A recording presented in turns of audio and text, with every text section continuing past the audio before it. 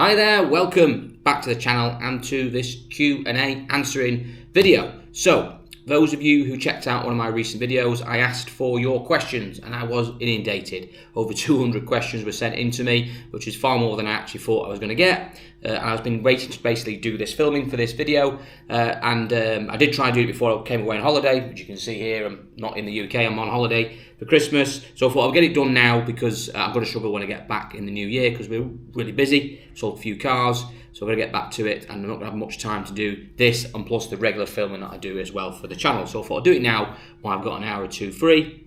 Hopefully we'll try and rattle through as many questions as we can. I've got some down here I've written down on the little girl's stitch notepad, and also we'll go through the phone as well, some random questions.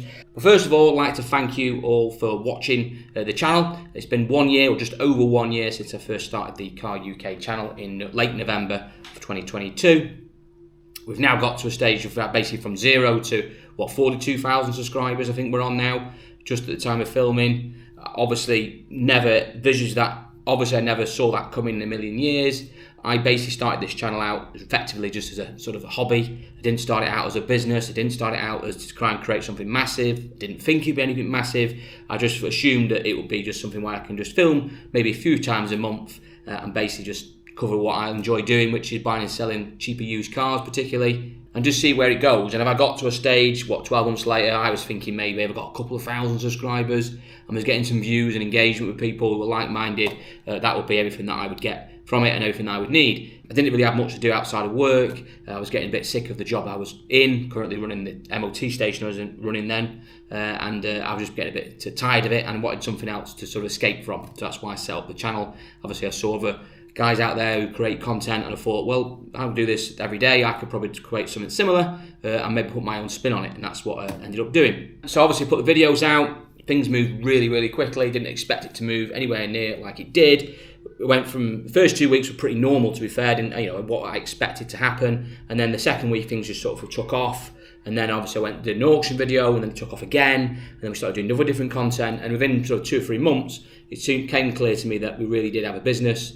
At the same time this was going on, I also got approached by my new landlord, if you like, who was running the current business where I'm at now, which is called the Car Pitch. It's formerly called Oakridge Garage. It's basically a car sales pitch. And he approached me to say basically he was looking to retire and he wanted me to take over the site, what was interested. So everything sort of happened really quickly. Created the channel, and then I got offered a new business challenge. And I thought maybe the two could be thrown together and we could sort of create something different in 2023.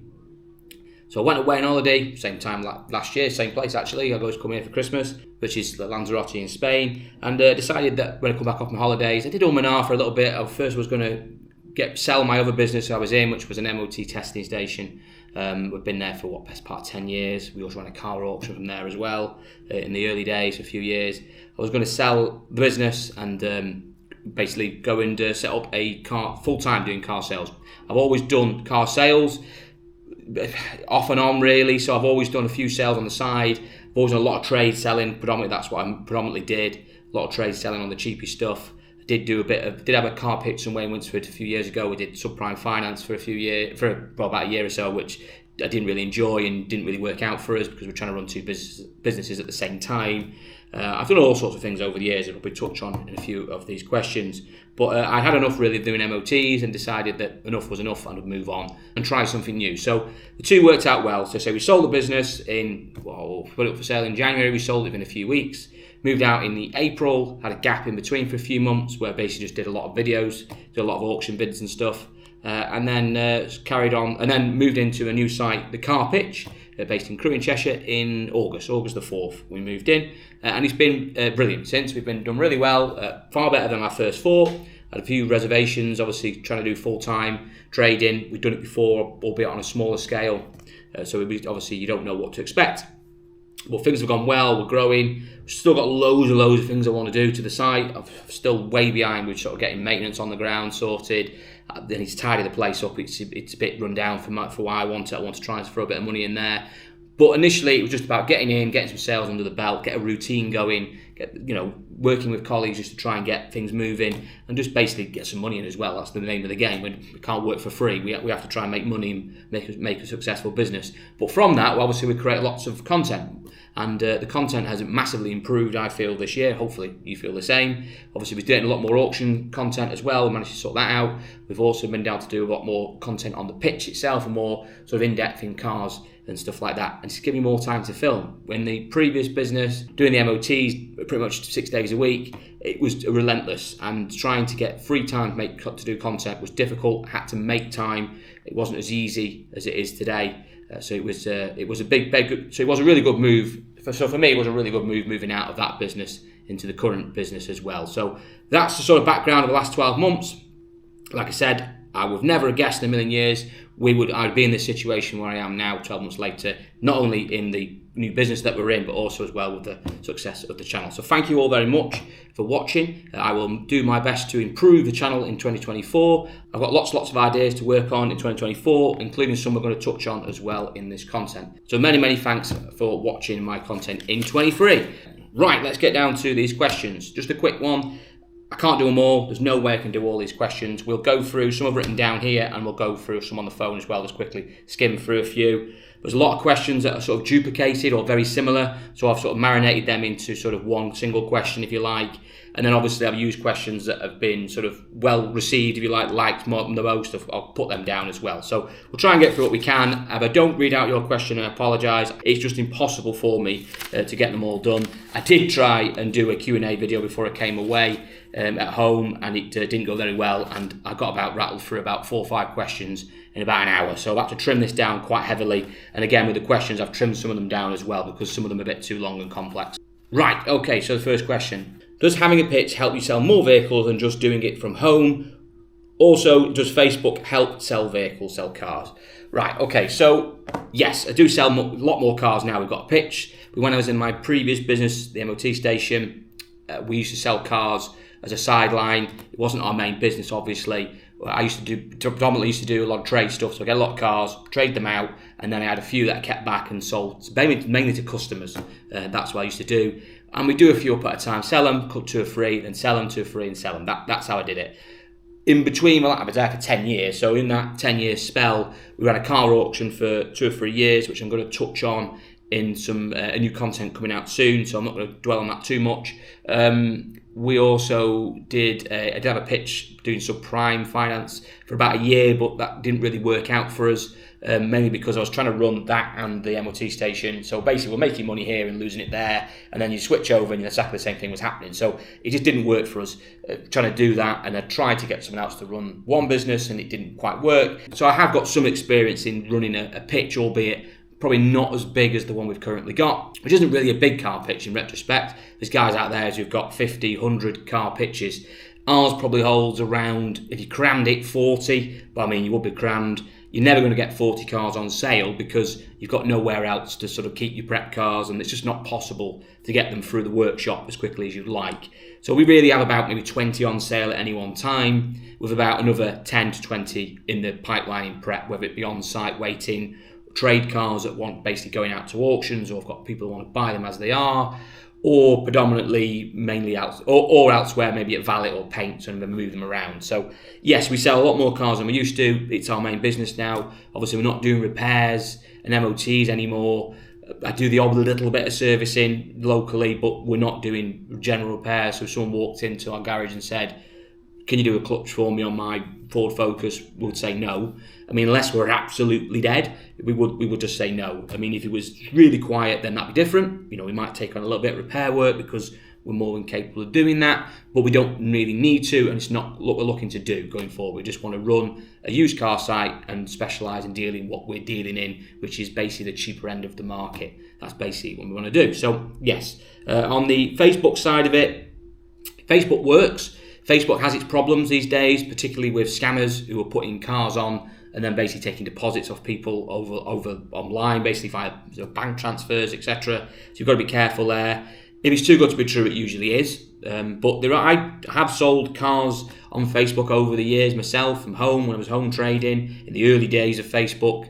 Not so much now. I've got friends who I trade cars onto, and they do sell on Facebook and they do quite well out of it. Facebook predominantly, and you can sell cars as a trader on Facebook. We've had stuff on Facebook, like a couple of Fiat 500s. We've plonked on there since we've been at the car pitch. So we've put them on our own Facebook page, and then we've actually put them on Marketplace, is what I'm talking about. I put stuff on Marketplace. Obviously, for us as a dealer, we have to stand by it in the same way that someone walked on the pitch and bought cars. You still got to give warranty. But yeah, it works. It does work. It seems to be better for cheaper cars under £5,000. Facebook, I don't think so much for the dearer stuff. Maybe not. You might get people who want to buy a car and finance on Facebook, maybe getting sort of referrals from that. That might work. I don't know. But most of the people who have success dealers I speak to on Facebook, it's usually sub four or £5,000 cars predominantly. But yes, Facebook does work. There's other platforms as well. eBay Motors obviously is quite a big one, but the biggest one is Auto Trader. Auto Trader is sell cars. That's a fact. I don't use Auto Trader that much. In fact, barely at all. Predominantly because of the sort of the niche set of circumstances that I found myself in, and well, saves me an absolute fortune. The pitch has been established where we are for the best part of 30 years in its current form, i.e. selling the same type of cars, but it's been a car dealer place for probably 50 years. It's been car sales there. So it's been well known. So we're based in a big town. It's not a big city crew, but it's a fairly big town. And you've got a lot of footfall. We're on a really busy street, probably the second busiest street in the town. So we've got a lot of people going past. We've got a lot of traffic. We're well known. It's always been known to sell those type of vehicles. We've got Facebook as well. We run as well for a page. Obviously, we've got the channel as well. So for us, the footfall we get on there and the interaction we get from social media, which is effectively free, means we don't have to advertise on Auto Trader. If you are got a business and starting out and you're based further afield or you're selling more expensive vehicles, you need to be on a platform like Auto Trader. Some traders don't use it and just use other ones like Car Gurus and eBay and stuff. But I mean, they'll have different opinions, but most people use Auto Trader because it is by far the best and easiest way to sell vehicles. But it is hugely expensive, and I mean hugely expensive. For a trader to have all the sort of bells and whistles of the Auto Trader platform and the valuation scheme and where to place cars and all the marketing material that comes with it, which is absolutely second to none, by the way. It's basically, for every 30 cars, it's about £3,000 a month. So it's about 100 car per slot per month. So if you've got a 50 car pitch, you're about £5,000 easy a month plus that into Auto Trader, which is a huge cost. So a lot of places, a lot of these main dealerships and retailers, independent retailers, you see, predominantly they're going to be spending many thousands of pounds a month on advertising, which is a big part of their budget. Luckily for me, I don't have that issue, like I said, just for reasons I've explained, and also down to the nature of the cars. Cheaper cars, it's a lot easier to sell them. They're difficult to more to prep, I guess. Well, they are difficult more to prep, but if you can make it work like I feel we have been doing, you'll sell well. And if you've got a great location, it will save you thousands. Okay, another question from, I've got to pronounce his name right, Carlos Pappy, 8908. I used to buy a couple of vehicles a year, run them for a few months, and then sell them on for a small profit. But stopped doing that as auctions started selling newer cars and made it difficult to purchase for private customers. Is this still the case? So basically talking about the ability to go to auctions as a private punter, buy cars in this day and age. Yes, you still can do it. It's not as easy as it was 20 years ago or 10 years ago even, because the nature of the auction houses has dramatically changed. All the big houses now are really big conglomerates. You know, BCA is not the same BCA it was 30 years ago, as most people will tell you. It's become a really big entity, one of the biggest car auctions in the world at one point. And the same with the other names. You've got Mannheim, Aston Barclay, who I use a lot. There's quite a lot out there, and they have become predominantly trade-based. That doesn't mean that some of them don't allow public in. They do. Aston Barclay do, but you do need to register on the day. You do need to pay a deposit, and you are going to pay more in fees than you will do a trade person, obviously. But you can go there. Another one that I will go to next year, I do go to Wilson's auctions. They do private, they allow private punters in. There's no issue with that. They've also, I think the fee structure was the same for private or trade. I don't think there was any difference. I think it was the same price. And they were quite competitive, so they're worth looking at. They've got branches all over the UK and Ireland as well. So you can do it. A lot of the bigger houses now, particularly BCAs and stuff, they are just trade only. Really closed shop, I'm afraid. To be honest with you, they're probably not the avenue where you want to be going, trying to set yourself up as a trader. part-time just to get a few cars, just doing that. I would just maybe look at more independent auctions. There's plenty of small auctions out there. I've visited one this year, Liverpool car auction. There's a couple of other ones I'm going to visit next year, the smaller ones as well, and they're worth going to and seeing. The auction environment is completely changed, and trying to buy the cheapy stuff is becoming a bit more difficult, particularly at the bigger establishments, because the nature of how they run their business has changed. Years ago, they'd just take anything in from anyone. Now it's more about, for the big auction houses I'm talking about here, not the small ones, but the big auction houses, they want big contracts from the big firms. So your main agents, your big independent dealers, they want to go in there, make an agreement. Some of them are paying hand over fist for deals. That's how it works now, to get a contract agreement in place so they can sell X main dealerships cars for the next 12 months or whatever it will be. That's how the market works. And they take everything on board, they pick it up basically and sell them all. Most of them don't pay any fees, which is why all the buyers' fees have gone dead heavy now. A lot more fronted towards the buyer, not the seller. And that's how it works. That's the way the environment has changed. It's mainly down to BCA. You can thank most of that too. That's my view. They're the ones who really sort of loaded the fees onto the buyers and basically just made it easier for sellers to dispose of stock. And that's the way it's been. It's completely changed the environment. Even when I first started out, it wasn't as bad as it is now in regards to the accessibility for private people to go buy at auctions. Now, for traders' perspective, they quite like that because they don't like too many private people in auctions for obvious reasons. But you can still physically go as a private individual and buy cheapy cars. You just got to do your research on auctions. Go and visit them, go and see. Google is your friend. Go and have a look on Google. There's plenty of auction houses around that you can go and buy cheaper cars from. It's not as easy as it was, but it doesn't mean you can't just do it in this day and age and make profit out of it. Or if you want to go and buy a car and just use it for a while and sell it on, you can do that. So obviously bear in mind, if you're buying a few cars from home and starting out and buying and selling them, you have to be careful of obviously obligations of one in tax and two obviously rights to consumers when you sell cars. If you're selling a car, even if you're using it for a few months and selling it on, if you're making money out of it, then technically you're a business. So you have to be careful what you're doing there and obviously make sure you're doing it correctly. Okay, so next question is from an anonymous user. It's basically asking, as an MOT tester myself, are you still at MOT testing to keep your license from expiring, and will you look to get a MOT station at the car pitch site? So yes, I still am an MOT tester. I will always keep my license, just doing one test. I think it's every 6 months you have to do one test. I think it's that. I roughly do one every other month now. I've gone down from doing probably hundreds a month now to one every other month. So I just basically keep my eye in. I've got a couple of test stations. One is my old test station that's still allowing me to test there, just the odd one.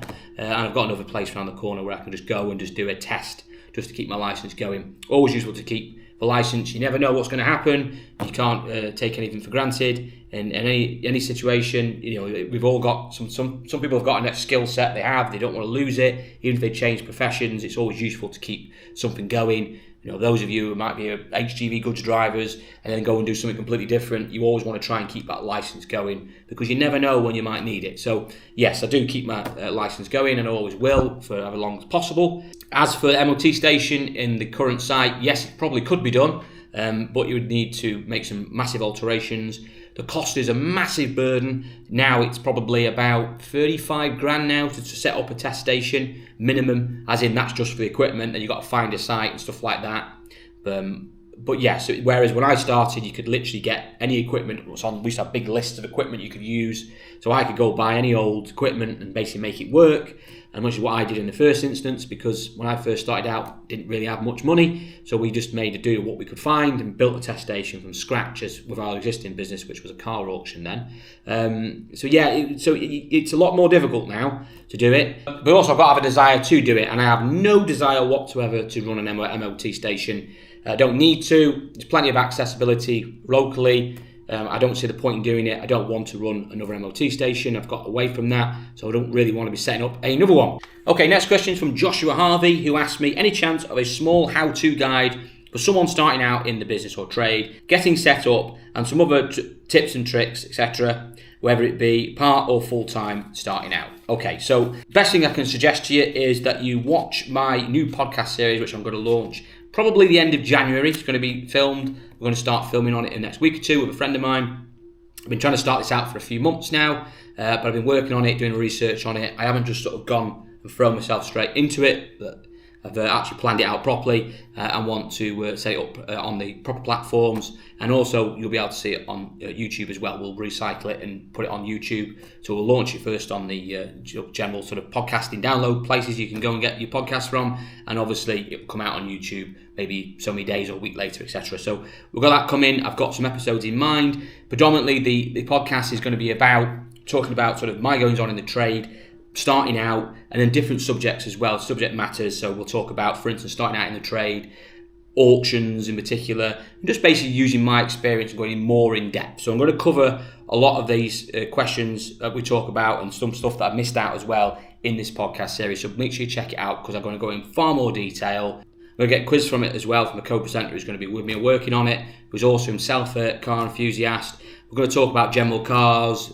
general banter as well about cars, and just all sorts of subjects that, we'll see where it goes. It's just something extra we're going to add on that we can put out there. Hopefully every week we'll do a bit of filming. So we're just trying to get it finalised now and get a venue done. We've done a deal with some sponsors as well to get it off the ground. So make sure you check that out. They say the podcast series is going to be basically Car UK podcast.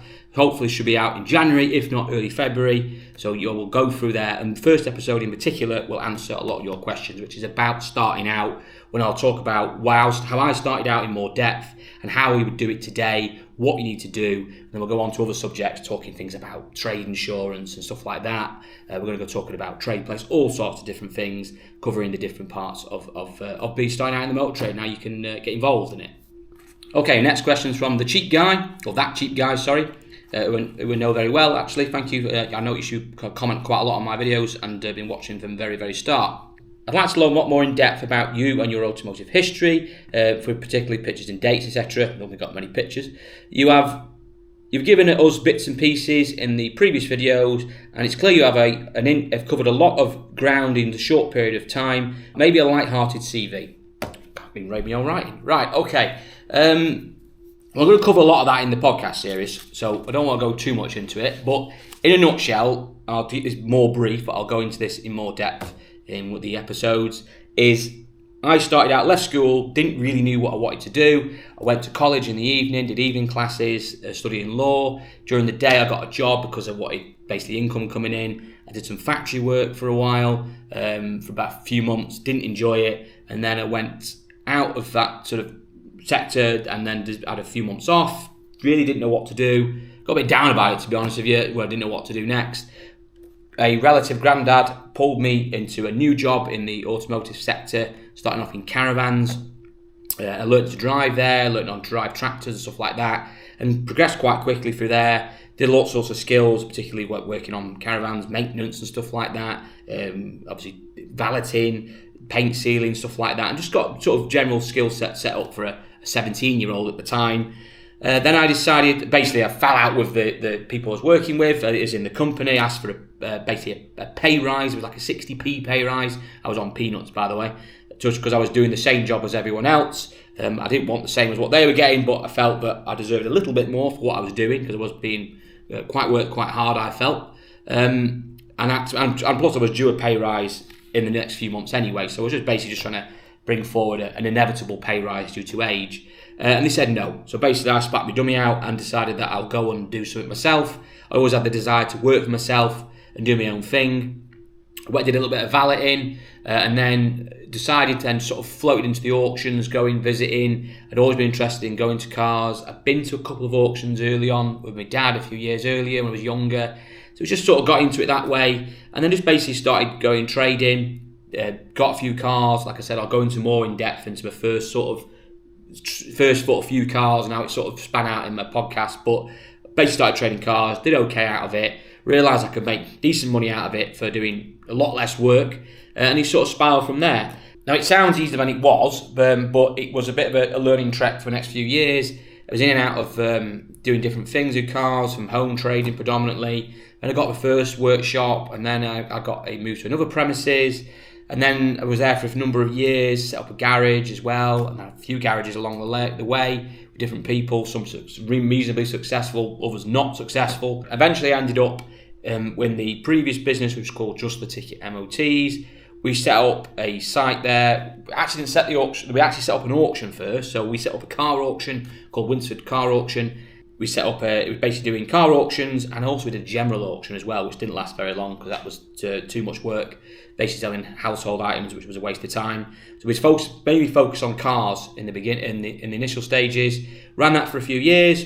Had a massive row with our landlords because we got too big too quickly, which I'll go into again in another video, and basically had to knock the auction on the head, which was a real blow at the time because it was quite a successful little auction. And we did quite well out of it, although it was extremely stressful. And in hindsight, I'm glad we were out of it, but at the time I wasn't. And we then focused on the test station, which we'd set up about a year after the auction. So I think we moved into the auction business in 2012, I think it was. I've done a bit of MOT testing, by the way, a year or two earlier. I qualified as a tester, worked at a few garages, did a bit of freelance testing, and then set up my own MOT. Well, they looked to set up my own MOT station. So basically, we set this auction up. We then set up the test station about a year later with some of the profits from the auction business because we had a spare building that we weren't really utilising. And then had two buildings together, and that was it. So we ran that business for a few years. Like I said, I had issue with the auction, with the landlords, and then we had to basically just keep the smaller building. We were on a test station from there for years, grew it up a bit.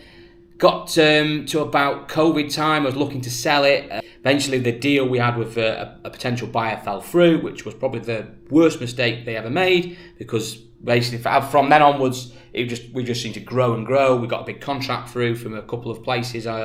We started doing work for companies like Arnold Clark. We did loads of work for a company called Fords of Winsford, a massive car supermarket, and it just went brilliant for us. And COVID came, we had a pretty crap few months, the first few months of COVID, but then when things sort of opened up again, the industry just went mental, and we did really well out of it. And then, basically where we are today. So I got to November of last year, set this channel up because I was getting a bit bored, like I mentioned earlier, and then got offered the new premises where we are now, the car pitch, and that was it really, sort of integrated from there. So that is a brief history. All sorts of things in between that, as well as bits when I was sort of not in the trade, albeit those short. But even when I wasn't in the trade and didn't have a premises, I was at home trading. I was always buying and selling. Anytime someone offered a car, I would always be the one that try and buy it and sell it and always make a bit of money. I've always done that since leaving school, really, or by the first few months of starting out. But like I said, I'll go into more detail into a podcast series because, the auction itself is probably at least an episode or two there, and going on about how to run an auction, all the things you might think about running an auction, all the pitfalls and issues you have, and different people you meet as well. It's quite interesting. Okay, so we've got some more questions here from 732 Davin, who's actually left me quite a few questions. I'm going to shorten some of these down, bud, because I can't go through them all. But I appreciate, obviously, you giving some questions out, but I'll go through some of them in brief. First one is, why don't I import Japanese cars? So you mentioned in your question about, I think you were living in Ireland and you import a lot of cars, or you get a lot of import cars come through to Ireland. Why I don't do it here? I'm not big on import cars, to be honest with you. It's not something I've ever really dealt with. I know other people have dealt with them and I have a bit of an understanding of them. What I always seem to find from people who import them in the UK, it'll be different in Ireland, as I'll talk about in a sec, or I'll make an assumption about in a sec. But in the UK, the reality is these days, it's not about so much that if you import a car from Japan, it's going to be cheaper importing it there than it will be buying it in the UK. They're actually roughly about the same money, taking into account of bringing it in, all the expenses of having to change them, unless you've got the ability to do it yourself. But if you've got to buy it from a company that's already specialising in bringing cars in and doing all the legwork and all the paperwork, getting them re-registered, doing all the little modifications you have to do with speedo changes, stuff like that. By the time you've done all that, it's about the same as buying the equivalent UK spec car. Now, if you have to do something very niche from Japan, then obviously, because they do a lot of models and engines that we might not get here, then that's different. But generally, it just always seems to be happening is you just get a better quality of car from Japan for about the same money as you would pay for an equivalent English Japanese car. Now, you're not going to be buying in something mundane. People aren't importing in a lovely 1.6 Ford Focus from Japan. That's not what they're doing. They're bringing in really quite exotic-y sports cars and stuff like that. Obviously all the big names, your Mitsubishis, your Subarus, your big Nissans. quirky stuff like your big buses, tippers, little mini pickups, quite popular. A lot of the Suzuki's and Honda little pickups and like a Bedford Rascal type stuff. You get loads of that stuff that gets brought in. Some of the bigger stuff like the Nissan QB type vehicles or the Nissan, is it Alpha? We've seen a few of them on the channel in the auctions, stuff like that. But obviously because Japan is not all of it, but predominantly is a lot drier country than the UK, a lot less corrosion. You just get a better quality of vehicle. They seem to look after vehicles better in Japan. The maintenance standards seem to be better. That's basically what you're buying. So I wouldn't suggest that buying if you want to go and buy a 2012 Subaru Impreza or something like that, that buying one from the UK is any cheaper than it would be, or any less cheaper than it would be getting it from Japan. I just think you get a better car for your money from importing it. That's what I generally feel. Others may disagree. Let me know if you've got any bargains from there. There will probably be the odd exception of something niche. But in Ireland, it might be different because in Ireland, cars are more expensive in the Republic of Ireland. So it may be the case that importing some more sort of basic cars, I think you mentioned the little Suzuki you bought, it might work better for you because you're going to be getting a car that's probably slightly cheaper, better nick. You haven't got all the corrosion to worry about. So yeah, I can understand why in the Republic of Ireland that it will work well. Right, next question he asks is about C1s and Aygos. You say that they are reliable. Mine has been nothing but an issue. I've had issues with particularly having to change the clutch, adjust the clutch, and I still have issues with not being able to get smooth gears. I suspect that the cable needs changing.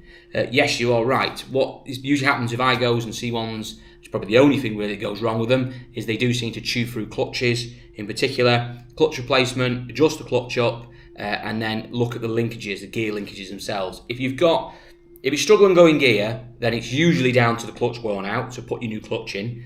I always keep a set of, because we sell that many of them, a set of gear linkages anyway, because I'd say for every 3 you do, one of them you'll have to change the gear linkages on. So I'm talking about the actual linkages from the gear selector going down to the gearbox, little round ball joints on them, and they just wear out.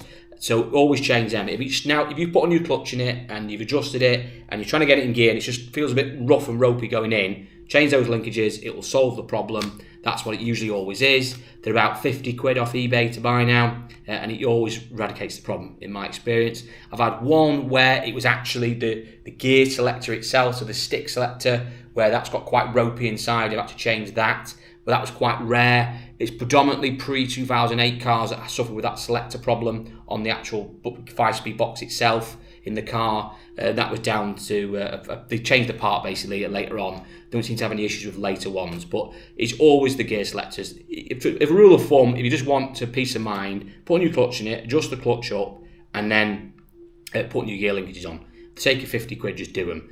That's what I would do. That's what your problem is. If you're stiff going in gears, put a set of new cables on it, as in gear selector cables. And I'll put you a link in the description so you can find where you can locate them on eBay. And last question he asked me is, do you find getting employees difficult? Yes. Finding employees is horrendously difficult in the UK in this sector, in the automotive sector. A lot of people don't want to do it anymore. The training schemes we have now are absolutely diabolical in my view.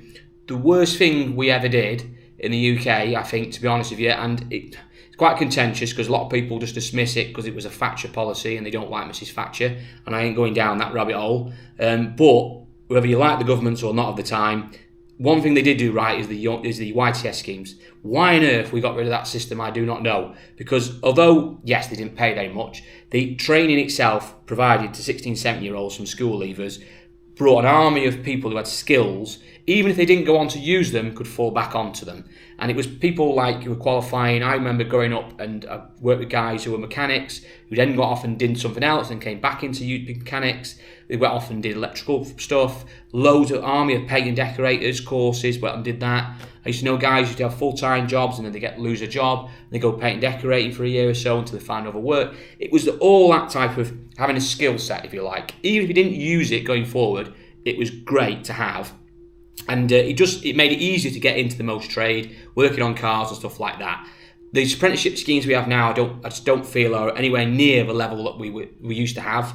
It's too easy to become an MOT tester these days. You can just literally buy your certificate with very little experience. People don't want to get involved because electric cars are coming down the path, and I'm in that camp as well. I don't really want to start relearning on electric cars.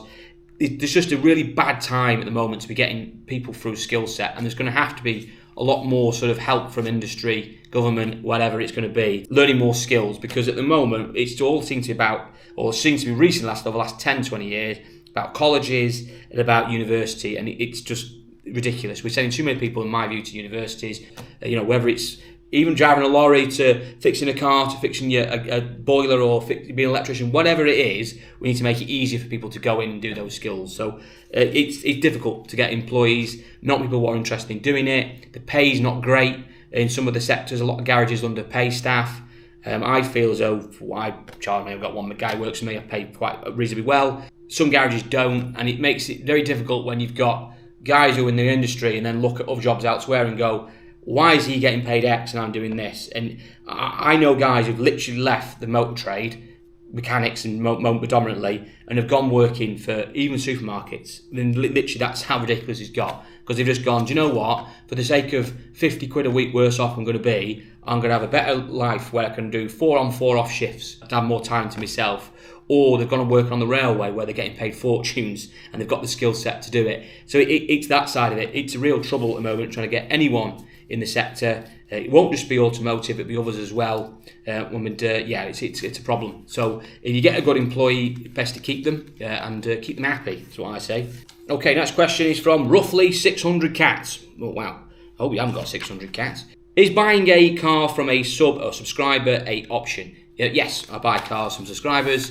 I get quite a lot of offers from subscribers, and sometimes I don't manage to get back to them all and thank them as well for at least giving me the opportunity to buy some stuff. I've actually missed 1 or 2 of them as well, which I should have bought. But then that's just hindsight for you, because if you're busy, it's very difficult to go out and visit these cars. I get offered a lot. Most of them, people are too far away, so I don't have the chance to go out and see them. If they're local, I will go and try and see them and try and buy something off them. I get offered a lot of cars. People drive in, you buy them. To be honest with you, my problem at the moment is not getting hold of stock. It's not really an issue. That's mainly the biggest problem you'll have, particularly in the cheapy sector, what I'm in, is trying to get hold of the stuff. But that's not something I suffer with at the moment. And that could change radically. It might just be that I'm having a good time at the moment, and it could change radically. But between the auctions, a couple of trade lads I buy off, a couple of dealerships that I go and visit on occasion and get a few bits out of, people who walk in I buy stuff from, word of mouth, I get enough stock. So I don't really struggle with that side of it. So I don't really need to start I don't need to start asking to buy stuff off subscribers. Maybe in the future might need to do that, or maybe start buying more from subscribers. If anyone wants to offer me a car and they're more local to where we are, then yeah, by all means get in contact. If you are 200 miles away, I'm probably not the man to be asking, because the chances of me getting down to pick up something from you is going to be quite remote, unless it was something absolutely, I could not resist. If you've got something that's an old tasty classic, if anything old British Leyland or Rover or anything like that, then you might have my interest, but I'm going to struggle to get out to people. So, but I do buy cars from subscribers. I've bought a few recently, but usually local. Okay, next question is from Mr. Redfords. I like the auction videos and would like to know more about the prep on cars or prep work on cars before we see them, what to look out for and will be great, etc. Okay, so I am going to do more prep stuff this year, do a bit more filming about, actually when we've got something on sale, what we've done to it, doing a bit more filming when I can. It is difficult sometimes because obviously you're telling your mechanics and people working on vehicles to get to work on them quickly, get them done and get them processed, so it's not always possible, just about time really, and trying to be 2 different places at once to get stuff filmed. But I'll try my best to do more on-site film content, if you like, of the car going through its journey, and maybe look at some more stuff in depth as well, more prep and do more mechanicals. I will try and introduce that more into it this year.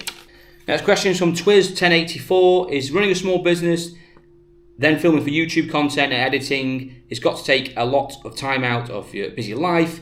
Is it a headache? Does it affect family life? Does it make money? Or is it just something you just really enjoy doing? Okay, so yes, it takes a lot of time out of my life. It's basically, I'm filming during the day. It's a lot easier now than it was when I was running the MOT station. It was a pain to do filming then. I did it because I wanted to, and I still do it now because I want to, but it was more frustration that I couldn't do the more filming that I wanted to do then. Now it's a lot more easy because I just have my camera with me, and if I see something I can just film. And whereas I couldn't really do that in the last place because I was basically in a workshop under a ramp and then in an office printing out MOTs and whatever, back and forth. It just wasn't really possible. So I had to physically get myself out of the garage, go sort of round the back somewhere and start filming. That's how I originally started. I'll go away somewhere and film for an hour, which was a bit of a pain. Whereas now I can just literally wake up one morning and decide, right, let's go around the car pitch and go around, talk about the cars, what's coming. I can just get on with it. It's a lot more easy. And I've got more time on my hands, really. But at night, you've got to edit all this stuff. I edit all my videos myself. There is no one else in the background. I get asked about who's my team. There is no team. It's just me on the filming side of it. The team is me and the guys who work for me. But actually physically bringing you this content on YouTube, there is not an army of people. You know, I've not got a camera crew or anything like that. It's just me with a GoPro or now a DJI camera. That's it. And I go home and I edit it myself. I had to learn that myself. That's quite a task itself because I'm not particularly very tech. But I'm getting better at it. But yeah, so it takes a lot of time out of your family life. But I get away breaks like this. I get holidays in. I'll try and get more holidays in where I can and spend time. Luckily, my wife has got her own career, so she's quite busy. She's more 9 to 5 though, whereas I'm not. I would work 6 days a week. I always have because of the nature of the business. Saturdays are an important day in the motor trade. So yeah, it's difficult, and but it just comes with running a business. If I didn't want to do it, I could just go and get a normal 9 to 5 job doing something. But that's not what I want to do. I enjoy doing this. I didn't start it to make money. I didn't think I'd make money out of it. It was just one of those things where I wanted to do it, wanted to enjoy doing it, and if I could engage with people like-minded, that'd be great. And if you made a little bit of cash on the way, then brilliant. You know, that's great. I've made cash out of this. There's it's not as obvious that I've made money out of this since I started. It's, you know, people who can research on, type it in Google. It's pretty easy how to make money on YouTube if you've got content you can put out. But it does take a long time to do. And you know, you're not. And if you make a real big success out of it, I suppose you could make a real nice living out of it. But for me, it's not all about the money. It's not about that. It's just I enjoy doing it. You know, it's not. It varies so much, the monetization of how YouTube works. You get some videos that do really well, some don't. Some you do really well, you get paid buttons for. Some that don't do hardly well at all, and you get more than you thought. It's not something you can really rely on, which is why I sort of do this as well. I've got the garage, because you can't really rely on one thing in life because you just don't know what's around the corner, whether your own health, whether it's government changes the laws or changes how businesses operate, or industry changes. We've got all that coming with cars down the line, with EVs and stuff, you know, and eventually that's going to fall on me, and I don't know anything about EVs really on the scale that I would need to fix them. I know about EVs of cars, but I don't know about the mechanicals and electronics of fixing them. And so eventually there comes a point where you will automatically in life have to change direction and go somewhere else. Just the things change. So it's always good to have sort of not have your eggs in one basket type thing. So I just do both and enjoy doing them, and I'll see where it takes us. Okay, next question is from Splitpin, who comments a lot on the videos as well, so I hope you have a good new year. Splitpin is, when you ran Just the Ticket MOT station, my old business, what was the most spectacular fail sheet you ever had to produce? Okay, MOT fails. I can't really remember the worst car ever. There's been quite a lot that probably were really bad. I remember testing a car once that someone brought in. It wasn't even actually a car, technically. It was a camper van who a guy brought in. And he brought this old camper van in. It had no front bumper in. It was an old Renault, oh God, it wasn't a Master. Renault Traffic, and I mean the early Renault Traffic. I'll put a picture of that shape I mean. But it was a camper van. And yeah, it was had no front bumper on it. It was rotten as a pear. I think the brakes were leaking. Oh, it was just like a hoarder's van, so it's full of crap. You just couldn't get in them. That was pretty bad. I had to abandon that test after about 17, 18 fails I'd found in the first 10 minutes of basically testing it. I wasn't even sure really should have even tested it without the front bumper on. Wasn't sure, to be honest. I was quite young then. Yeah, there's loads like that. You get loads of cars that come in. The worst ones actually, the ones where it's clearly not fit for test and they bring them in anyway, and you know full well they're going to fail, and they seem surprised when you fail them. They're the worst ones. Or when they just bring the car full of crap. I mean, literally, I'm talking about the proper hoarders here who have food and stuff up to here on the side of the passenger seat and in the gear stick, and it's just a complete pigsty. You can't get in the back to operate the seats. You ask them to move stuff out, or you can't present it like that, and they don't understand why. Like, they think it's normal. They're the ones that really get you. Look, all our cars can be dirty. Most of us will have dirty cars. You've got children. All that doesn't bother most testers. They expect children to have messy in cars, but they don't expect to be having to put their hands in sick or dirty nappies, which is what I've had to deal with over the years, or food that's rotten and mold everywhere. At the end of the day, it's not fair, and it shouldn't. You wouldn't expect anyone to do that. So it's more those really the way the cars are presented that I think bugs most testers. Okay, right, next one. About auctions. This is a group question. A few people asked this. What protection do you get from auctions when buying from auctions? Well, in reality, not a lot, because what you should remember when buying from an auction is it is basically wholesale, it's trade, it does not form into anything to do with the Consumer Rights Act or anything like that. So if you buy a car from an auction, effectively, you have no rights. It is sold as seen. It is buyer beware. So do not go to an auction assuming that you're going to have rights or any sort of comeback. There will be an exception if something's misdescribed, or, for instance, it comes with a HPI report of indemnity which you pay for, and that was incorrect. So if you bought a car from a car auction and it was said it was HPI clear, and then it later turned out to be the case that it was categorised, then yes, you would then have a right of redress. You would expect to be reimbursed, whether it's a refund or you could renegotiate, or they have to give you some money back. That would happen. It doesn't really happen because most auctions do checks properly, and they will also make sure a copy is available to you, or give you indemnification to that effect that it is clear. And if they don't, they declare it, and you must be aware of that. You'll be on the reports on the vehicle, or it'll be on the catalogue, or it'll be clearly marked on the car if there is for instance, categorisation. That's the main one. Finances and stuff have to be cleared when cars go through auctions.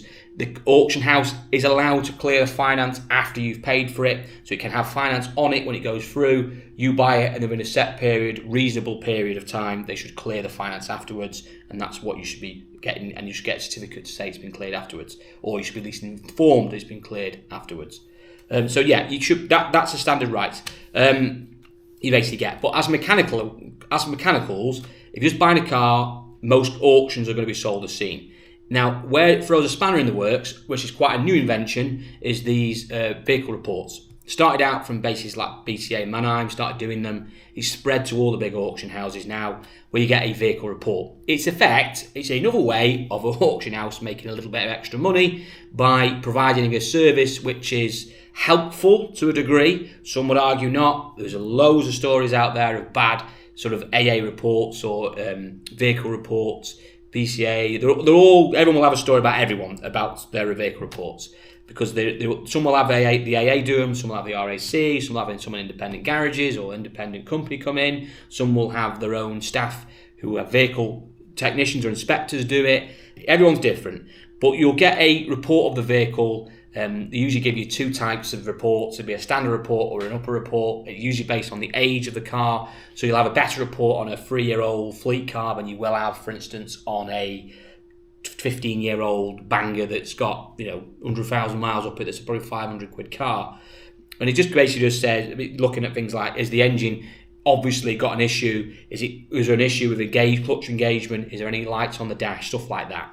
If there was an issue or fault with a vehicle you bought, then you can speak to the auction house if you feel as though, for instance, that it was wrongly been reported. So, for instance, you said that it had no engine lights on, and it turned out it did. You could maybe have some sort of address there. It varies completely. Obviously, I'm not going to go too in depth for this because I think we'll go on it for hours. But you do have some sort of address, albeit very basic. But there's a lot of exclusions out there as well, guys. I use them purely as a guide. I do not go in there and go, that's got green ticks all around, therefore this car is going to be brilliant, I'm going to drive it home without any issues or problems, no issues. I just don't work like that. Now, I get it for more expensive cars why the traders sort of hang on these reports quite heavily, But for what I deal in, I just take it with a pinch of salt. If I go and buy a bad car, I don't care if it's got a report or not. To be honest with you, I'd rather not be charged a report and just buy the car through my own sort of viewing and say the 12 or 48 quid, whatever I get charged, it varies on the year of the car, and just take the risk on me. That's what I'd rather do. But they provide them, it's part of the service, and if you bid on them, you accept the charge. So it varies. Some auction houses don't have them. You just literally, the car goes in, you buy it, and that's it. Whatever you see is what you buy. And as long as the report, as in the HPI report, is correct, the indemnity is correct, that's it. You're taking the car away. If it blows up down the road, tough. That's the end of it. And that's the way, really, if you're buying from an auction, you should go in there and expect to be, that's what you should expect to happen. That if you're going to go in there, you're buying sold the scene. So if it's great and you've got yourself a bargain, brilliant. But if it's also a crock of crap, tough. That's how really it should be. You buyer beware. You're buying vehicles at trade prices predominantly, and therefore you're going to have to take some of the risk on board when buying. And it's the same for private, it's the same for trade. Okay, next question. How old were you when you started out in the trade? I started in the motor trade at 17, and I also started buying and selling at 17. As I mentioned before, an earlier question, I started, left school and then had a job at 16 and didn't like it, moved out of the trade, moved out of that work, and then basically got a job working in caravans. I started there at 17, passed my driving test, worked there for a few more months, and then, like I said, left there and started doing a little bit of valeting, and then went to buying and selling cars at 17. So 17 is when I started the trade. Where did you get your bank of knowledge from? Well, basically built up over a number of years. I didn't have much knowledge at 17, I can assure you. When you're starting out young, it's going to be more difficult, obviously, because you're going to be less experienced. So it comes more of just everyday working in cars, being in the industry. If you're starting out in the trade, you want to get more involved in it. Working in some sector of it, if you really want to get going, if you're going to do it part-time, for example, will help immensely. Even if you want to buy and sell cars at home, and you're going to go get a job full-time valeting and doing that as a sideline, that is going to give you some experience working in that sector, because one, you'll learn a skill set, for example, cleaning, which might help you in dressing up your cars for sale if you're going to do that as a sideline. But also you're in that environment, working in car industry, whether speaking to sales people, speaking to the mechanics, whether you're going to go into mechanicking, whether you just know someone as a mechanic and you go and help them out, wherever it is, any knowledge that you can get in the sector will help you tenfold if you're then going to go on yourself and try and replicate that, buying and selling in the motor trade. It's knowledge is key, and YouTube videos, again, you can get so much knowledge from them. There's a bank of knowledge out there. There's never been so much knowledge available for you to see, to get access to. So it's just building that up. And I have loads of issues along the way, loads of pitfalls. Don't think it was all so plain sailing. It was not. I had a lot of losses along the way, stuff that I've made mistakes, and you learn from them. It's just the same with anything, really. You learn as you go along. Most of my bank of knowledge really on cars, a lot of it came from mechanicals and working on them and what to look out for and what to watch out for, is because being an MOT tester, running garages, I saw tens of thousands of different vehicles over my time, and seeing them, all the common faults, what goes wrong with them, I don't forget that. So then when I'm going and buying these cars, I then automatically know, I know these go wrong with them, I know that goes wrong with them, I know these are a problem at MOT, and that's where most of my knowledge came from, the most useful part probably, especially when buying cars, because I can go to the auction and go, well, it could have this wrong with it, that wrong with it, and if it has, I can quickly work out what it would cost me to fix. Right, next question is from, I can't pronounce this right, Vicnus82, apologies if I got that wrong. Greetings from Australia. So many YouTubers recommend the Toyota as the best used car brand. Do you believe that they are correct or true? Okay, so I don't buy a lot of Toyotas purely because I struggle to buy them, particularly at auction. I get offered the odd Corolla or Auris, Ventus now and then, and I will buy them, and they are good news. A lot of foreign nationals like buying them where we are, because there's quite a big foreign national population. But we get asked quite a lot from autos as well. I get asked for so many autos, it's unreal. So anything like that is usually gold. But just trying to buy them is really tricky. At auctions, it's even worse. I struggle to buy them at auction because a lot of the Asian trader lads, they love them and they buy them in bulk. and they're from them communities. They've grown up predominantly from India, Pakistan, Bangladesh, and that's what Toyota's like king over there. So when they come over from the parents or grandparents come over, it's just stay with them in that community that Toyota's the best brand, and they're probably right for reliability. So they just love them. So when you go to the auctions, like I said, a lot of their Asian trade lads just buy them up, and it's really difficult to buy the cheaper Toyotas from there. I can't recall ever buying one.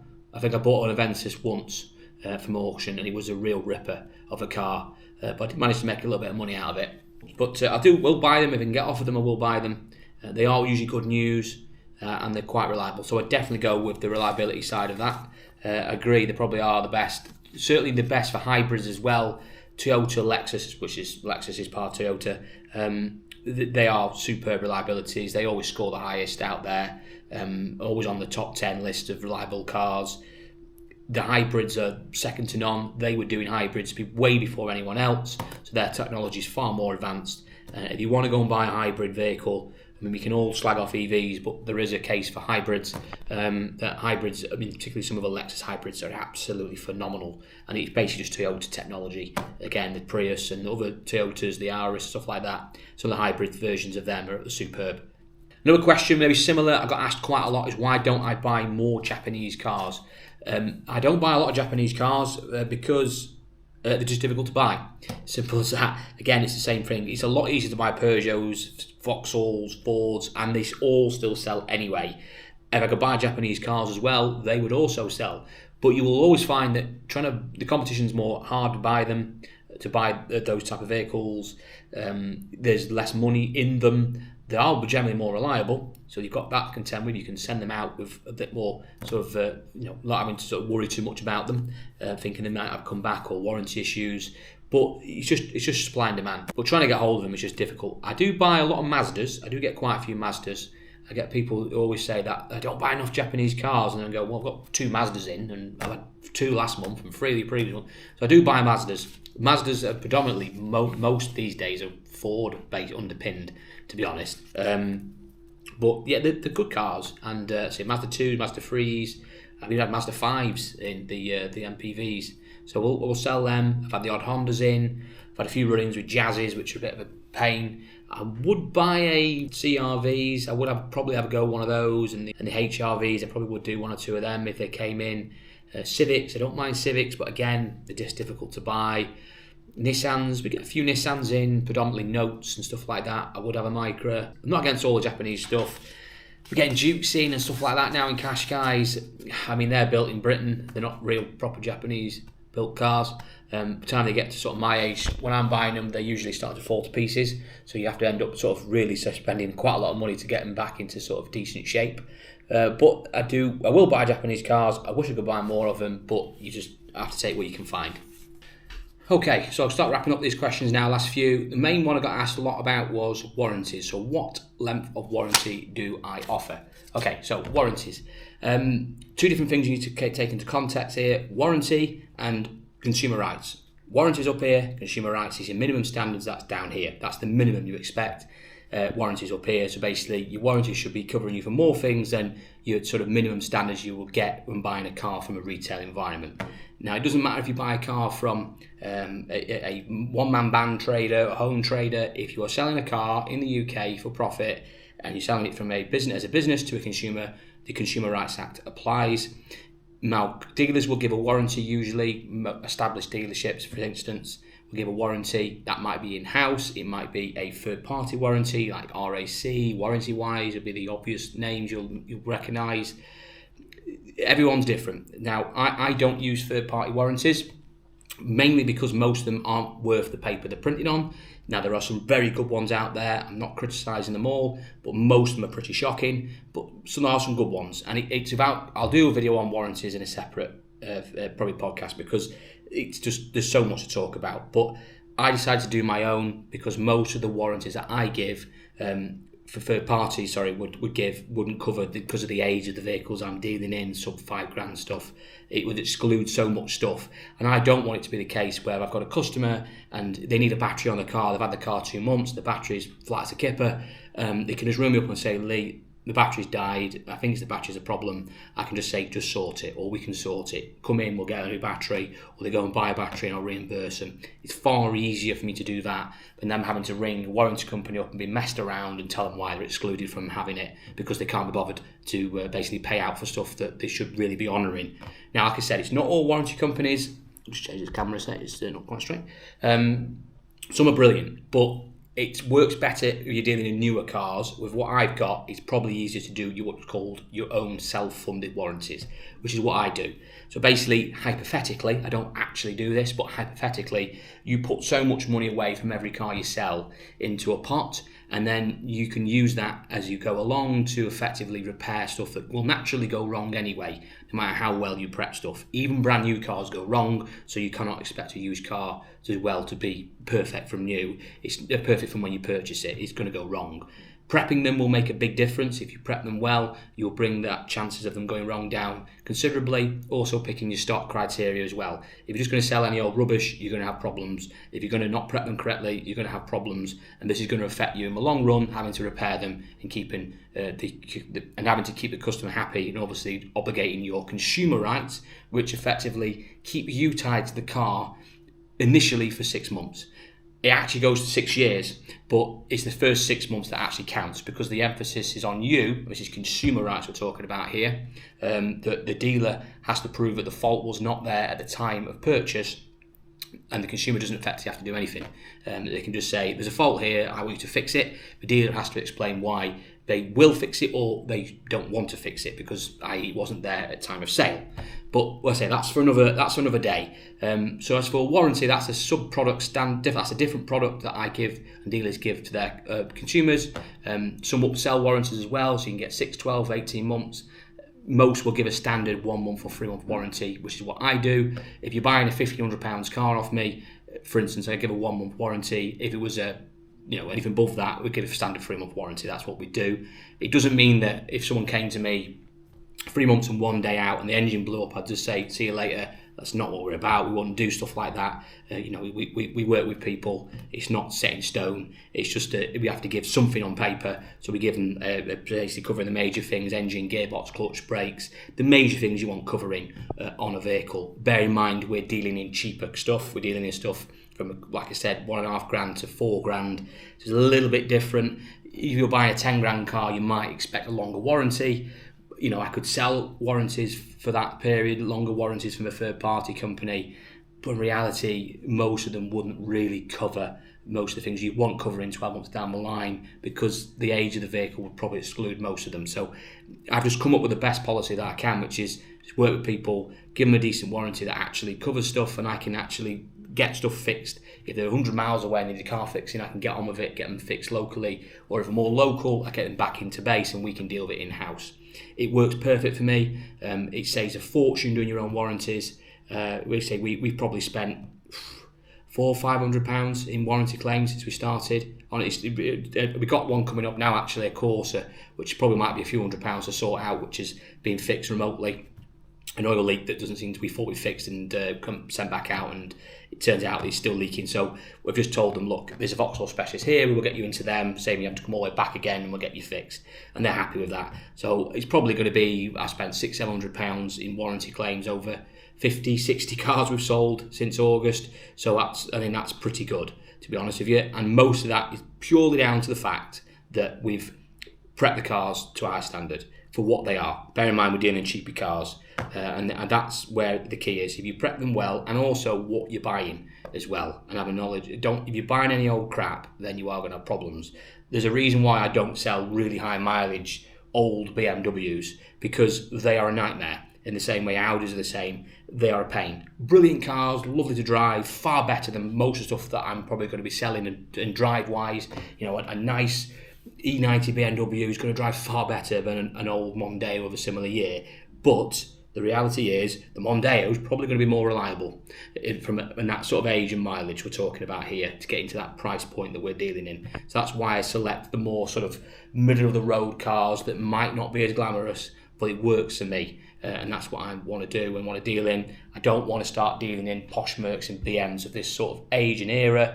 Occasionally we might drop on the odd thing, but it was not something that I would go looking for, because I know what them cars are like. I know they're a nightmare. They are not straightforward to fix. They're costly, and I would rather be dealing with stuff that I'm more familiar with. You know, trying to fix Ford Fiestas and Ford Focuses and Vauxhall Astras is far more easy and straightforward and cheaper to do and easier to prep than it is for some of the prestigious brands out there. So that's what I give. So standard warranty, like I said, is about 3 months we give. We might look at giving a product further down the line if we can find one that will actually cover someone. So for instance, we could just extend the warranties maybe. If they want to buy that warranty from us, we could do that for a small fee. It might be something we look at going forward, particularly if we go down maybe the finance route. If we start getting into $4 or $5 grand cars, we might go down a finance route and might look at that sort of product then. I don't know. But I'd have to do my research, because I think there's 1 or 2 good companies out there, but a lot of them, the third-party ones, are shocking, to be honest with you. And I mean, there'll be countless people who've had warranties out there that aren't worth the paper they're printing on. Right, I'll do some quick questions off the phone, and then we'll call it a day. So, one from Visions in Blue.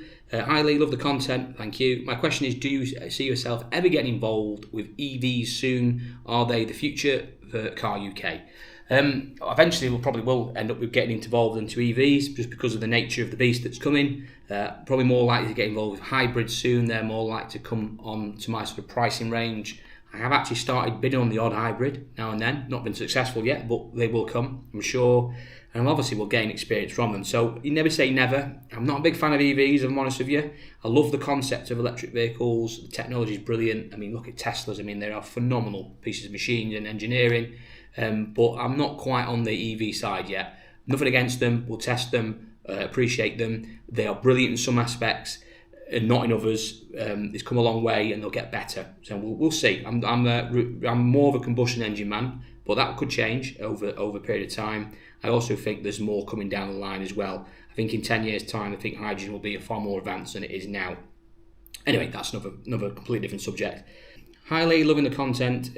Mate, keep up the great work. My question is, what is the best and worst car you've ever sold since started in car trading? So many. I'll give you a quick one. I'll go into this in more detail, because I'm no doubt we'll do an episode on it. One of my worst hates, the 2 cars I used to hate coming into the auction when I ran my auction. Fiat Stilos. This is going back to sort of 2012, 13, 14, around that time, 15 maybe. Fiat Stilos, hated them.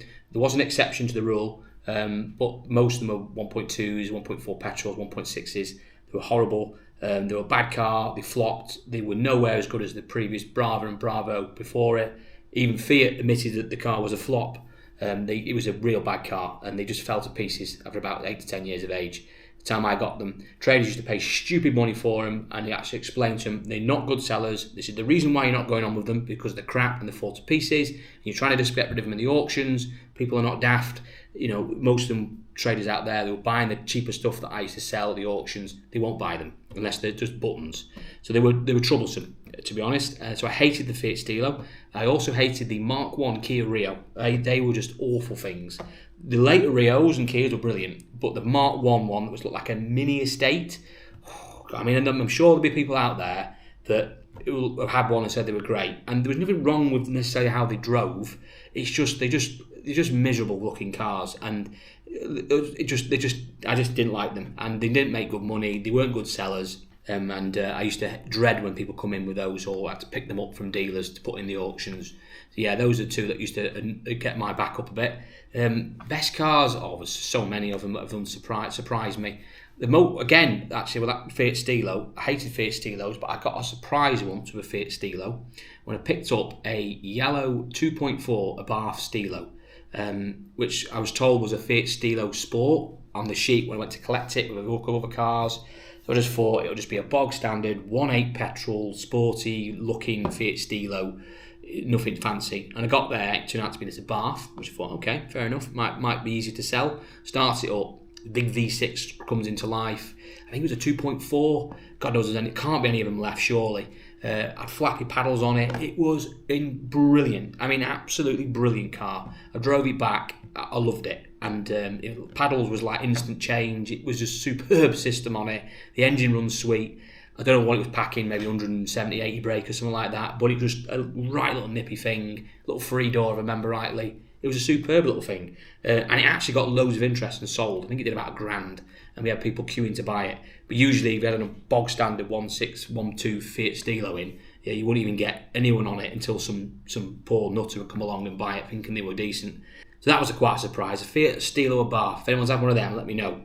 Right, guys, I think that's it. I think we'll call it a day now. So I'm sorry if I couldn't get to all your questions. I said we just haven't got the time. So thank you all again for watching this video. If you haven't done this already and you're new to the channel, please like and subscribe.